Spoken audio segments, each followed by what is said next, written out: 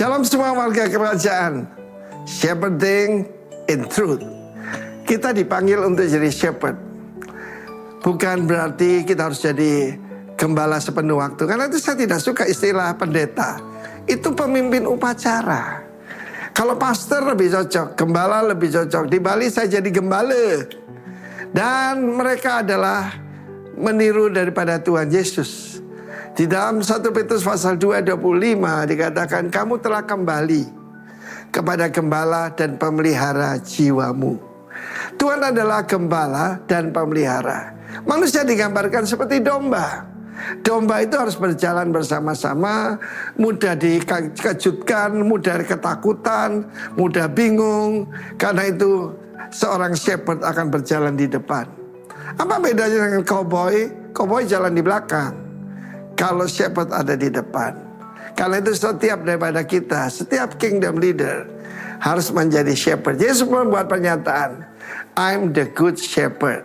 Ya, agapetos teknon, haleluya. Yang penuh kasih, yang baik, dan juga dia seorang poimen. Kita jadi teknon kesayangannya, tetapi lebih daripada itu agatos poimen. Dia adalah seorang poimen. Nah, poimen itu pemelihara. Domba itu harus dipimpin ke rumput yang hijau, ke air yang tenang. Dia tidak bisa makan di air yang bergolak. Hanya Yesus bisa memberikan hari-hari ini peace in your mind, peace in your soul, peace in your family. Shalom hanya datang dari Sar Shalom. Yesus berkata adalah gembala yang baik. Orang asing tidak akan mereka ikuti. Dan kalau Yesus berkata akulah pintu kepada domba-domba itu, kita mendengar cerita, saya belum lihat sendiri, maka gembala itu akan tidur jadi pintu untuk domba-domba itu. Kita melihat bagaimana Yesus menghadapi pencuri, perampok, serigala dalam Yohanes pasal 10. Dan dia membuat pernyataan, iblis itu pencuri, perampok, dan serigala, ya, hanya datang untuk membinasakan, mencuri, membunuh, membinasakan. Tetapi aku datang, gembala yang baik, untuk memberikan kepadamu kehidupan. Sanctify them in thy truth. Kuduskan mereka dalam kebenaranmu. And thy word, firmanmu adalah kebenaran itu. Kalian jangan percaya dengan apapun yang di luar Alkitab kita. Jangan percaya. Kalau dikatakan ini itu, cek dengan firman Tuhan. Amen. Kalau tidak dari firman Tuhan, sudah, just forget it. Karena sekarang ini bukan lagi kita berhadapan dengan ular, kita berhadapan dengan naga. Kita tidak berhubungan dengan, tidak menghadapi serigala. Kita menghadapi monster. Tetapi jangan khawatir, dia adalah pintu kepada domba-domba itu.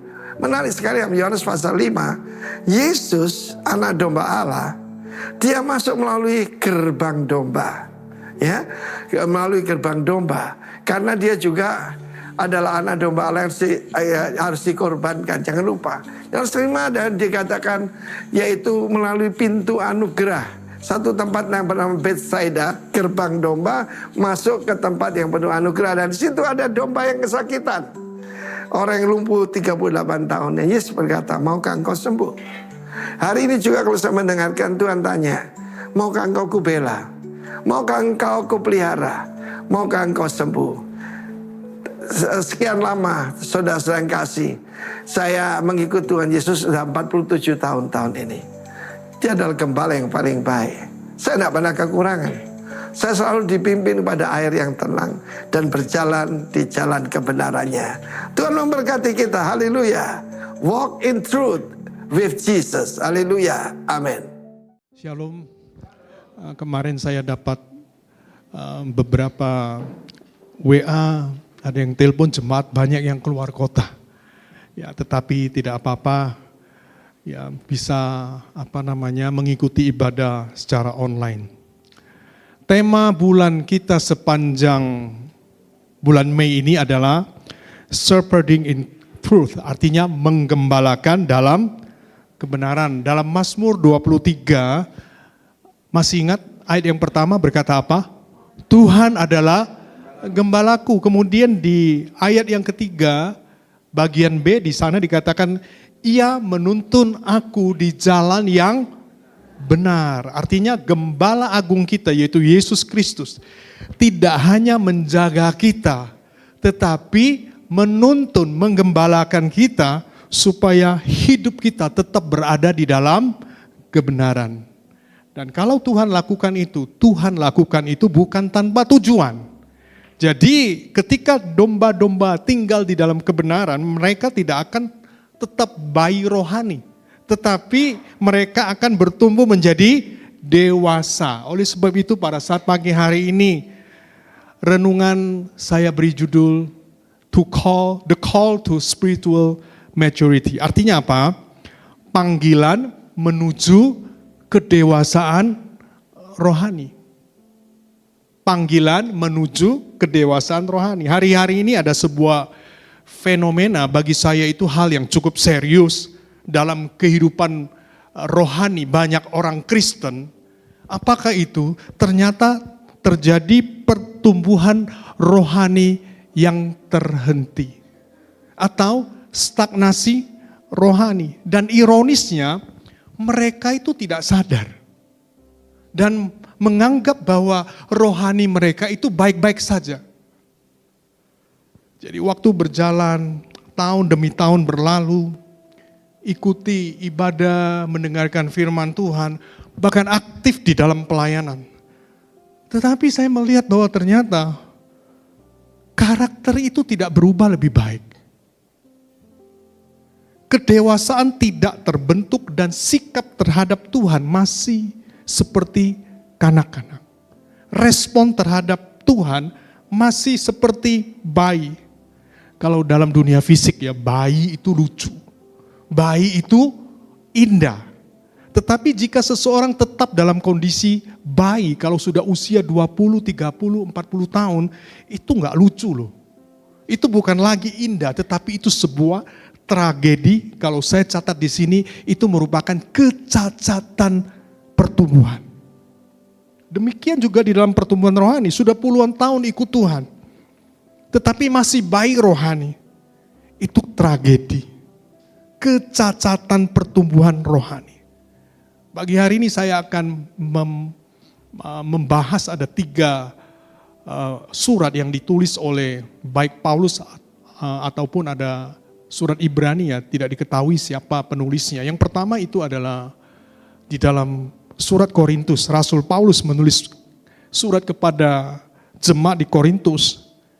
Jemaat Korintus itu karunia rohaninya itu melimpah. Tetapi ternyata kalau kita pelajari, hidup mereka itu kacau. Hidup mereka tidak tertib dan tidak mencerminkan Kristus. Mereka penuh dengan bahasa roh. Saya tidak anti dengan bahasa roh itu ada. Tetapi di sisi lain mereka hidup penuh iri hati dan dalam perselisihan. Bayangkan, mereka penuh dengan nubuat, tetapi di sisi lain penuh dengan gosip.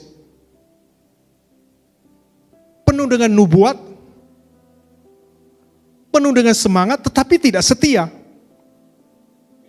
Penuh dengan aktivitas rohani, tetapi jauh daripada intimasi dengan Tuhan. Jadi aktif dalam pelayanan, tetapi juga terpecah dalam kelompok-kelompok. Ya, kalau saya bisa bandingkan ya, seperti sekarang kan banyak komisi-komisi. Jadi komisi itu tidak bisa bersatu. Zaman dulu sama seperti itu. Jadi terpecah-pecah dalam kelompok-kelompok. Itu terjadi di Korintus. Sementara di Ibrani, penulisnya mengatakan apa? Seharusnya mereka sudah menjadi pengajar. Tetapi masih perlu diajar dasar iman. Sudah sekian tahun ikut Tuhan, selalu mendengarkan firman Tuhan. Seharusnya sudah menjadi pengajar. Tetapi kenyataannya masih perlu diajar, dan yang diajarkan itu adalah dasar iman. Dan penulis Ibrani berkata, masih minum susu bukan makanan keras. Dan di dalam surat Efesus di sana dikatakan bahwa sebenarnya setiap kita itu bukan sekedar bertumbuh saja, tetapi kita harus mencapai kedewasaan penuh di dalam Kristus. Jadi di sini ada ketegangan rohani, ketegangan teologis. Bagaimana mungkin seseorang yang sudah lama percaya kepada Yesus, tetapi hidupnya secara rohani masih kekanak-kanakan? Bagaimana mungkin orang yang sudah menerima terang Injil, tetapi hidup di dalam kedangkalan? Maksudnya apa kedangkalan di sini? Injil itu hanya dipahami sebatas pengetahuan. Dan yang kedua, saya anti dengan yang perasaan. Jadi semuanya pakai perasaan, tetapi tidak berakar dalam hati, sehingga tidak menghasilkan perubahan hidup yang nyata yang bisa dilihat oleh orang lain. Saat pagi hari ini, saya tidak berbicara tentang orang yang baru percaya. Tetapi orang yang sudah lama percaya dan sudah tinggal di gereja cukup lama tetapi belum dewasa di dalam Kristus. Saya berdoa. Dan saya harus sampaikan ini karena ini hati Tuhan. Suatu saat saya melayani di satu tempat. Saya mengatakan bahwa kita sungguh-sungguh harus mengandalkan Tuhan. Kita harus mengenal Tuhan. Saya katakan, apa tandanya kita mengenal Tuhan? Dia mengatakan, karena Tuhan menjawab doa-doa kita. Sudah puluhan tahun ikut Tuhan. Tetapi pemahaman pengenalan akan Tuhan, itu belum sampai di sana. Saya katakan bahwa Tuhan tidak menjawab doa saya. Karena kenapa? Ketika menantu saya meninggal, sebelum meninggal sakit keras, dalam kondisi tanda petik sekarat, saya berdoa untuk menantu saya. Apakah Tuhan menjawab doa saya? Tidak. Apakah dengan Tuhan tidak menjawab doa saya, kemudian saya tidak mengenal Tuhan? Saya mengenal Tuhan saya karena saya tahu bahwa Dia adalah Tuhan yang berdaulat. Itu salah satu contohnya. Jadi kita akan masuk ke dalam kedalaman yang lebih lagi. Bukan hanya menjadi orang percaya yang biasa-biasa tiap minggu ke gereja mendengarkan firman Tuhan. Terus tidak ada pertumbuhan. Dan pada akhirnya orang bisa melihat bahwa Kristus ada di dalam kita. Di dalam 1 Korintus 3 ayat 1 hingga ayat ketiga. Di sana dikatakan, dan aku saudara-saudara pada waktu itu tidak dapat berbicara dengan kamu seperti dengan manusia rohani. Tetapi hanya dengan manusia duniawi yang belum dewasa dalam Kristus. Belum dewasa di sini bahasa aslinya adalah nevios. Bayi, anak kecil yang belum bisa berbicara dengan jelas. Sebenarnya Paulus itu sedang mengatakan begini. Sudah sekian lama kalian di dalam Kristus, tetapi cara hidup kalian belum mencerminkan Kristus. Maksudnya Paulus itu seperti itu. Dan saat pagi hari ini, apakah teguran Paulus kepada jemaat di Korintus itu juga merupakan teguran kepada saudara dan saya?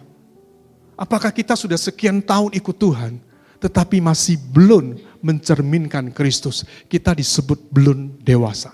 Nevios, bayi, anak kecil yang belum bisa berbicara dengan jelas. Kemudian dia berkata, susulah yang kuberikan kepadamu, bukanlah makanan keras. Sebab kamu belum dapat menerimanya. Dan sekarang pun kamu belum dapat menerimanya. Ayat ini itu berbicara apa? Kemampuan rohani seseorang untuk menerima kebenaran. Kita sudah sekian lama mendengar firman Tuhan, kebenaran yang disampaikan lewat mimbar. Tetapi apakah kita mampu untuk menerima kebenaran itu kemudian diterapkan dalam kehidupan kita? Susu itu berbicara tentang kebenaran dasar Injil. Contohnya apa? Keselamatan di dalam kasih karunia Kristus Yesus. Dasarnya apalagi? Allah mengasihi manusia. Apalagi Allah memberkati umatnya dan lain sebagainya. Ini adalah fondasi iman. Penting gak fondasi iman? Penting. Tetapi fondasi itu bukan tujuan akhir pertumbuhan rohani. Perhatikan, fondasi penting, tetapi itu bukan tujuan dari pertumbuhan rohani. Oke, begini, saya kasih sebuah contoh ya. Kalau kita bangun sebuah rumah, ya kita bangun rumah. Kita pasti membangun fondasi yang kuat toh? Betul? Nah, pertanyaan saya, apakah fondasi itu tujuan akhir kita membangun rumah? Ya atau tidak? Bukan. Kita harus terus membangun sampai pada akhirnya rumah tersebut selesai dan dapat ditempati. Jadi susu itu menunjukkan kebenaran dasar, fondasi Injil, beda dengan makanan keras. Perhatikan baik-baik, makanan keras itu apa? Makanan keras itu bukan kita hanya mengetahui Injil, tetapi menghidupi implikasi Injil itu dengan radikal. Contohnya, kita sering mendengar tentang salib. Pertanyaannya sekarang, apa arti salib bagi hidup saya sehari-hari? Itu makanan keras. Bukan cuma salib, oh saya sudah diselamatkan. Tetapi kita berkata, Tuhan, apa sih arti salib bagi hidup saya sehari-hari? Bagaimana kematian Kristus itu mematikan ego saya, mematikan kedagingan saya, keinginan daging saya. Bagaimana kematian Kristus itu mematikan iri hati, perselisihan dan kesombongan saya. Itu adalah makanan-makanan keras. Sementara kita maunya segala sesuatu yang baik dari Tuhan kita terima. Tetapi kita tidak mau berubah. Perubahan itu ada di dalam makanan keras. Jemaat Korintus saat itu belum mampu menerapkan dalam kehidupan mereka. Belum mampu. Mengapa? Karena ayat 3 berkata, karena kamu masih manusia duniawi. Sebab jika di antara kamu ada iri hati dan perselisihan, bukankah hal itu menunjukkan bahwa kamu manusia duniawi dan bahwa kamu hidup secara manusiawi. Jadi kata duniawi di sini, manusia duniawi itu sarkinos. Itu artinya menunjukkan pada hidup yang dikendalikan oleh daging, ego, bukan roh. Sekali lagi, saya mau beritahu ukuran kedewasaan rohani bukan aktivitas rohani, tetapi apakah daging, ego masih mengendalikan hidup kita ataukah Roh Kudus yang mengendalikan hidup kita. Suatu saat ada kisah tentang 2 ekor serigala. Di dalam hidup manusia ada yang hitam, ada yang putih. Kemudian ini anak kecil itu bertanya kepada kakeknya, "Kakek, siapa yang akan menang?" Kakeknya menjawab apa? Yang kamu beri makan. Memberi makan di sini artinya memberi ruang, memberi perhatian, dan memberi kesempatan. Jadi warga kerajaan, kalau kita memberi makan daging kita, memberi makan ego kita, mengikuti apa yang menjadi kehendak daging kita, keinginan pribadi kita, maka daging dan ego itu akan menang. Jadi yang menguasai kita, daging, ego. Tetapi jika kita memberi makan roh, maka roh yang akan memimpin hidup kita. Kita pasti kenal, tahu Agustinus dari Hippo. Sebelum pertobatannya, dia orang yang sangat religius. Belum bertobat, tapi religius. Dia mencari kebenaran. Mempelajari filsafat, bahkan sangat tertarik kepada hal-hal rohani. Tetapi di dalam bukunya Confession, itu tulisan tulisan daripada Agustinus, dia jujur mengakui di dalam bukunya, dia mengatakan seperti ini. Lord, make me chaste, but not yet. Tuhan, buatlah aku suci, tetapi jangan sekarang. Chaste di sini bukan holy ya. Chaste itu suci tetapi di dalam arti hawa nafsu seksual. Karena kenapa? Pada masa mudanya hidup dalam hawa nafsu dan kenikmatan dunia. Dia ingin hidup benar tetapi belum mau melepaskan kesenangan dosanya. Dan ini banyak terjadi kepada orang-orang percaya masa kini. Mau hidup benar tetapi tidak mau melepaskan kesenangan dosanya. Jadi boleh diambil kesimpulan bahwa kekanak-kanakan rohani bukan karena tidak tahu Tuhan. Mereka tahu. Tetapi karena masih mencintai dosa dan memposisikan ego itu lebih daripada Tuhan. Ingat loh ya, dosa itu pemberontakan yang menyingkirkan Allah dari pusat hidup. Dosa itu apa? Pemberontakan yang menyingkirkan Allah dari pusat hidup, lalu menempatkan ego kita atau daging kita itu sebagai penggantinya. Itu dosa. Makanya John Owen itu berkata seperti ini, be killing sin or sin will be killing you. Matikan dosa atau dosa yang akan mematikanmu. Jadi jangan main-main dengan ego kita yang bisa menghasilkan dosa. Karena suatu saat mereka saat ini belum kelihatan, tetapi suatu saat mereka bisa mematikan kita. Dosa-dosa kita, ego yang ada di dalam kehidupan kita. Jadi panggilan menuju kedewasaan rohani bukan tentang seberapa banyak yang kita tahu, bukan tentang seberapa banyak yang kita miliki atau yang kita kerjakan, tetapi tentang seberapa dalam hidup kita yang diubahkan ketika kita mengesampingkan ego dan daging kita dan mempersilakan Allah untuk menempati yang pertama di dalam hidup kita, yaitu di dalam hati kita. Itu yang pertama. Dan yang selanjutnya di dalam surat Ibrani ayat 11 di sana dikatakan, tentang hal itu banyak yang harus kami katakan. Tetapi yang sukar untuk dijelaskan karena kamu telah lamban dalam hal mendengarkan. Ayat 12, sebab sekalipun kamu ditinjau dari sudut waktu, sudah seharusnya menjadi apa? Pengajar. Tapi kamu masih perlu lagi diajarkan asas-asas pokok dari penyataan Allah. Dan kamu masih memerlukan apa? Susu, bukan makanan keras. Ayat 13, sebab barang siapa masih memerlukan susu, ia tidak memahami ajaran tentang kebenaran. Sebab ia adalah anak kecil. Ayat yang ke-14, tetapi makanan keras adalah untuk orang-orang dewasa yang karena mempunyai panca indera yang terlatih untuk membedakan yang baik dan daripada yang jahat. Perhatikan ayat-ayat ini, saya mau bertanya, satu pertanyaan. Apa yang menjadi penyebab ayat 12, 13, 14? Penyebabnya apa? Ada di ayat 11, coba dicari. Penyebab dari ayat 12, 13, 14 ada di ayat 11. Apa penyebabnya?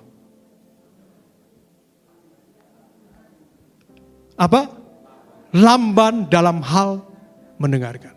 Ketika kita lamban dalam hal mendengarkan, maka 12, 13, 14 akan terjadi di dalam kehidupan kita.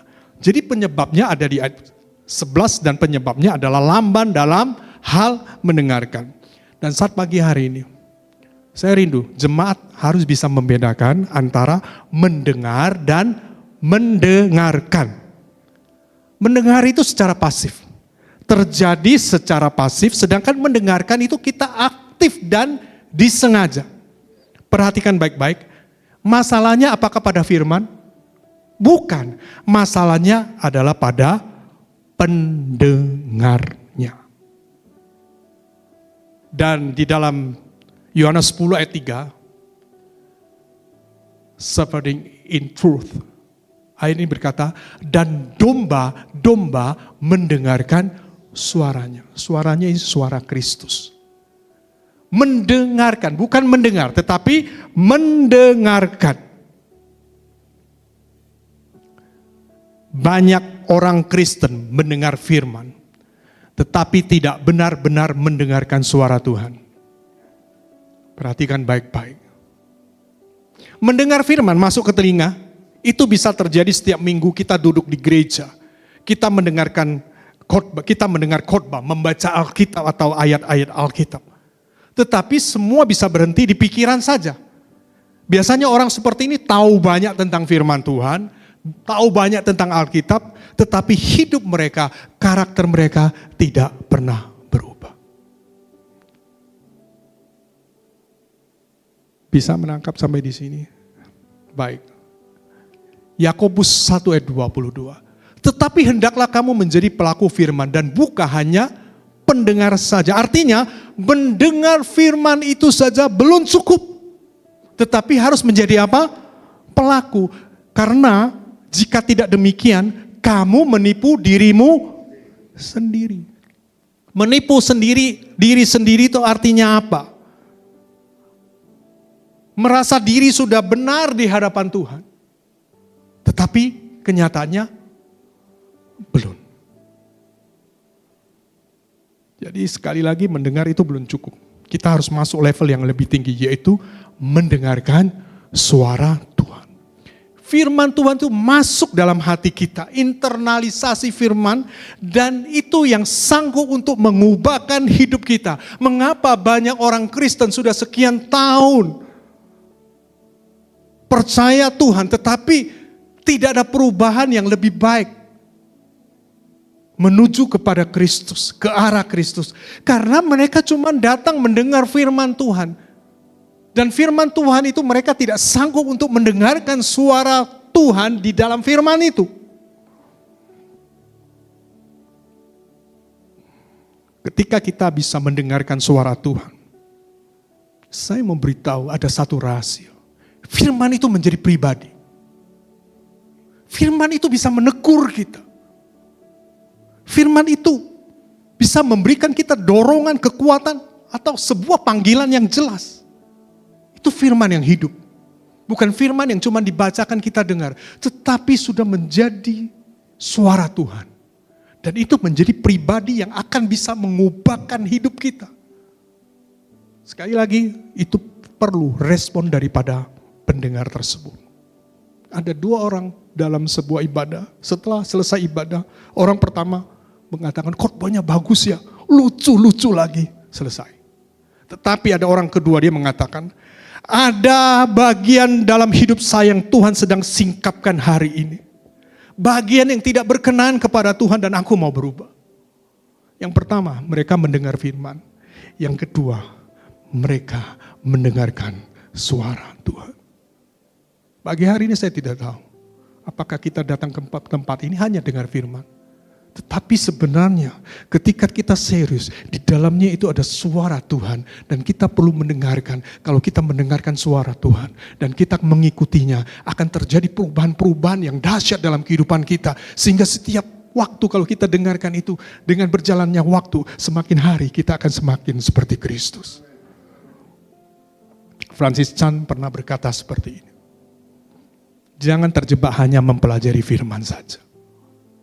Baca saja, tetapi kita harus melakukannya. Amin. Dan C. Lewis berkata seperti ini, kita tidak perlu membutuhkan ajaran baru, tetapi kita membutuhkan keberanian untuk hidup dalam ajaran yang sudah kita tahu. Jadi masalahnya di mana? Di pendengarnya. Jadi kalau sampai seseorang tidak bertumbuh dan kemudian tidak mencerminkan karakter Kristus dalam kehidupannya, boleh saya sebut, orang tersebut cuma mendengar firman, tetapi tidak pernah mendengarkan suara Tuhan. Mendengarkan firman itu membuat kita religius. Aktif dalam hal-hal rohani secara lahir, melayan di sana, di sini. Orang Farisi, ahli Taurat itu religius. Tetapi mendengarkan suara Tuhan, itu mengubahkan hidup kita. Dan yang terakhir di dalam Efesus ayat 13 di sana dikatakan, sampai kita semua telah mencapai kesatuan iman dan pengetahuan yang benar tentang anak Allah, kedewasaan penuh dan tingkat pertumbuhan yang sesuai dengan kepenuhan Kristus. Itu yang Tuhan rindukan. Sehingga kita bukan anak-anak lagi yang diombang-ambingkan. Bahasa aslinya itu diombang-ambingkan seperti sebuah perahu kecil yang ada di tengah lautan dengan gelombang yang sangat besar. Oleh rupa-rupa angin pengajaran, oleh permainan palsu manusia dalam kelicikan mereka yang menyesatkan. Hati-hati, di dalam gereja itu banyak permainan, kelicikan manusia yang sebenarnya kelihatannya rohani tetapi sangat menyesatkan.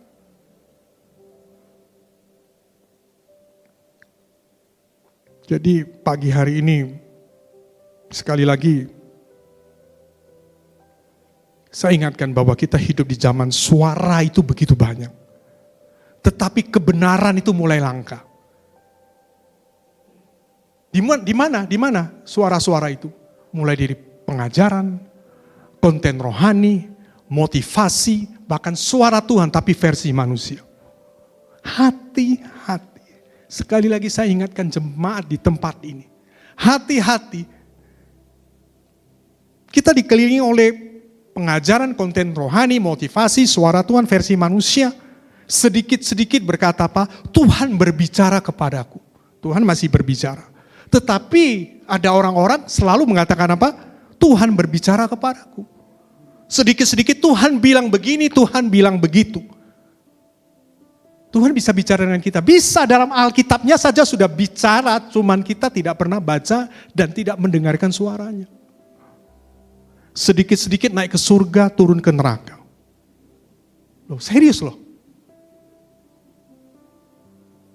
Karena ramainya suara, banyak orang percaya itu kehilangan kepekaan terhadap suara Tuhan yang sesungguhnya.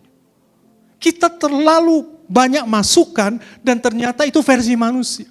Dan saat pagi hari ini saya memberitahu, kita butuh yang versi Tuhan. Amin. Makanya saya selalu menghimbau, jangan sembarang klik di komputer, laptop atau gadget, konten-konten yang kelihatan rohani. Dan sebenarnya bisa menyesatkan, bahkan sangat menyesatkan. Alkitab sudah mencatat, banyak nabi palsu akan muncul dan menyesatkan banyak orang. Lebih baik kita mendengarkan suara Tuhan. Apa yang menjadi kehendak Tuhan? Karena kenapa? Kita berada pada akhir daripada akhir zaman. Jadi berhati-hatilah. Bahkan Yeremia pernah berkata seperti ini. Aku tidak mengutus para nabi itu. Yeremia 23 ayat 21. Tetapi mereka giat. Bayangkan. Nabi tidak diutus tapi mereka giat. Aku tidak berfirman kepada mereka. Tetapi mereka bernubuat. Hati-hati. Jangan anggap semua firman Tuhan itu semua itu adalah suara Tuhan. Banyak yang versi manusia. Maaf, saya dikirimi oleh seseorang sebuah konten. Seorang anak muda yang sudah cukup terkenal khotbah di mana-mana. Kemudian dia berbuat seperti ini. Tuhan akan bangkitkan badan anti korupsi baru selain KPK. Kemudian dia berbuat di dalam nama Yesus, in the name of Jesus. Dia bernubuat seperti itu. Loh, betul. Padahal badan anti korupsi tersebut sudah diumumkan, sudah ada di berita sosial media bulan lalu sebelum dia bernubuat. Loh, sungguh. Saya juga bisa bernubuat. Nanti sore semua tanaman ini kan habis. Selesai pulang saya suruh Nova panggil itu apa? Tukang kebun bersihkan. Loh, gampang saja toh. Lah sudah tahu kok bakal dibersihkan. Sudah tahu kalau sudah ada pengumuman dari pemerintah bahwa akan dibuat sebuah badan anti korupsi. Jadi kita harus betul-betul menguji segala sesuatu. Dan firman Tuhan berkata apa? Peganglah yang baik, jangan sampai tertipu. Satu hal lagi, jangan mengkultuskan pembicara atau manusia. Amin. Ujilah segala sesuatu dan peganglah yang baik. Ada di sini yang mengkultuskan hamba Tuhan. Bertobatlah. Yang perlu dikultuskan cuma satu. Tuhan kita, Yesus Kristus. Kalau belum merasa cukup yakin atau belum terbiasa membedakan dengan tepat khususnya konten rohani yang menjamur saat ini. Ya, lebih baik berhati-hati dalam mengakses sosial media. Biasakan membaca Alkitab secara pribadi dan konsisten. Ya. Yang tidak membaca boleh angkat tangan. Secara konsisten. Ya, puji Tuhan membaca semua ya. Harus konsisten. Amin. Kalau ada pertanyaan tentang Alkitab yang belum dimengerti, sudahlah, di sini kita ada hamba-hamba Tuhan. Amin. Ada Komsel, kalau belum ada Pak Andreas, ya toh, ada saya, ada Filemon, ya. Kita akan berusaha untuk menjawab di dalam koridor kebenaran yang sesungguhnya. Jadi tidak akan membawa kepada kesesatan. Juga ada Bible study, datang setiap hari Kamis jam 5:30. Supaya kita tidak tersesat. Karena dengan mudah sekarang ini, ada seorang teman, dia berkata kepada saya, dia bergereja di satu tempat. Di satu gereja dan dia mengatakan bahwa jemaatnya mulai merotol semua. Saya katakan kenapa? Iya dipanggil itu bukan hamba-hamba Tuhan yang sekolah Alkitab, teologis dan yang disampaikan itu sesuai dengan kebenaran. Tetapi maaf, saya tidak mengecilkan para bisnismen atau apa. Mereka bisnismen tetapi tidak mengerti teologi yang disampaikan itu. Ya asal mereka tahu apa mereka sampaikan, tetapi dasarnya bukan Alkitab. Jadi hati-hati, merotol semua. Karena saat ini banyak orang yang haus akan kebenaran. Ada dua, yang pertama haus kebenaran, yang satunya haus apa? Ketenaran. Betul. Dua itu, ya. Tetapi saya yakin di tempat ini kita adalah orang-orang yang mencari kebenaran.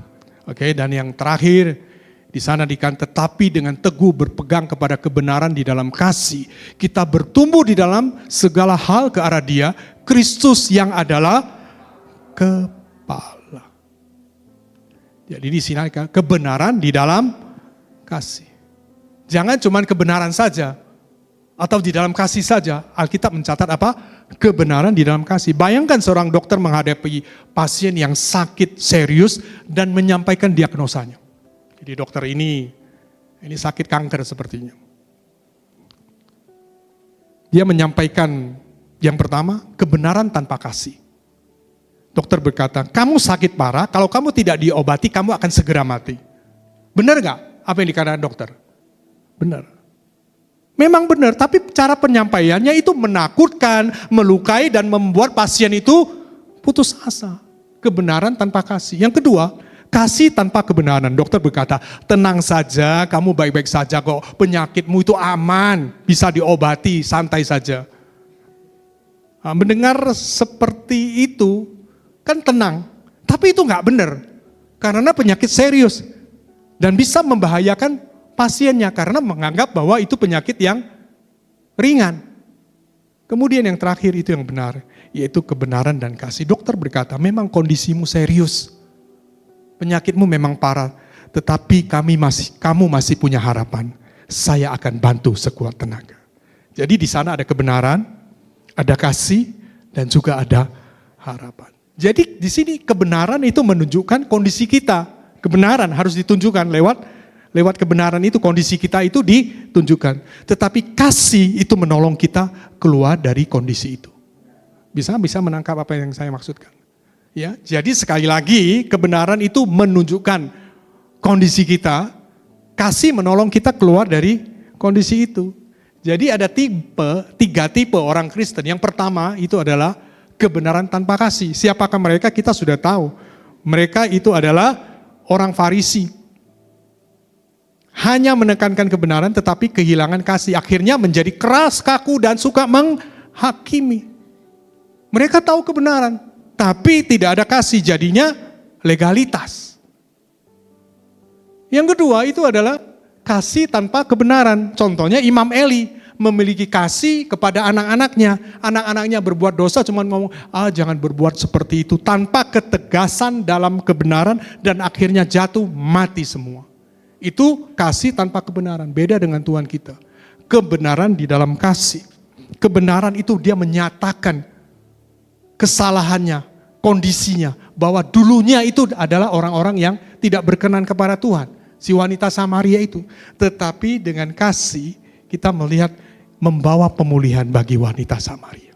Jadi itu yang dirindukan Tuhan. Kita jangan hanya menunjukkan kebenaran saja tanpa kasih. Atau menunjukkan kasih tanpa kebenaran. Tetapi harus dua-duanya. Kebenaran di dalam kasih. Itu harus berjalan bersama. Karena kebenaran tanpa kasih itu melukai. Dan kasih tanpa kebenaran itu menyesatkan. Tetapi ketika keduanya bersatu, disitulah pertumbuhan sejati terakhir. Dan yang terakhir,